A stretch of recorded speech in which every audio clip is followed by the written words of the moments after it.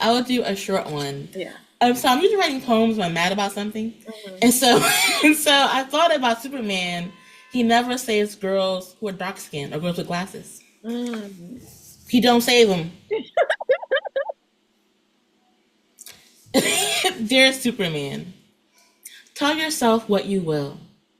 That you wait patiently to tip your Clark hat and jaw to every Sarah, Lois, or bright-haired Jane. Women with coiffed hair, pink lips, and cosmetics lightly placed.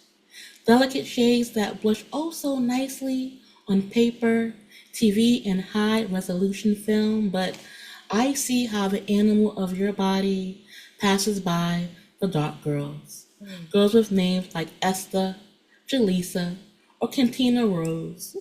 Girls who wear glasses and dresses with the slip showing. Mm. Women of strong flavors, hot peppers between their legs, and a Mm. storm inside.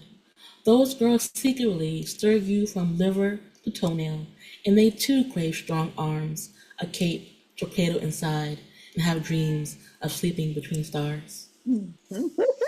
I love that. Save Jaleesa. Yes, Save her. Angela.